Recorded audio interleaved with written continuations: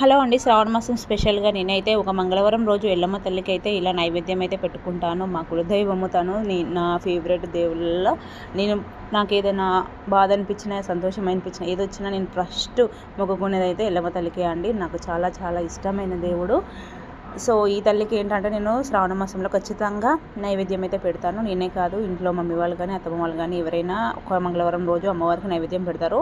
ఆషాఢ మాసంలో ఏంటంటే బోనాలు తీసుకెళ్తాము అండ్ కోళ్ళు, మేకలు ఇలా కట్ చేసుకొని అది వేరే ఉంటుంది. బట్ శ్రావణ మాసంలో ఏంటంటే ఓన్లీ వెజ్ ఇలా కుడుములు, పరమాన్నము, గుగ్గిళ్ళు, పిండి కర్రీ, బెల్లం శాఖ ఇలా అన్ని వెజ్ వాటితోటి అమ్మవారికి అయితే మేము నైవేద్యం పెట్టుకొని కొబ్బరికాయ అయితే కొట్టుకుంటామండి. ఆ విధంగా అయితే నేను చేసుకున్నాను. సో, ఇండియాలో ఏంటంటే గోడకి బొట్లు పెట్టి చేసుకుంటారు అండ్ అత్తమ్మ వాళ్ళు కుండకి బొట్లు పెట్టి చేసుకుంటారు. బట్ కెనడాలో ఇవన్నీ కుదరవు కాబట్టి నేను వచ్చేటప్పుడు బల్కంపేట నుంచి అయితే ఫోటో అయితే తీసుకొచ్చాను. ఆ ఫోటో దగ్గర నేను పూజ చేసుకుంటాను.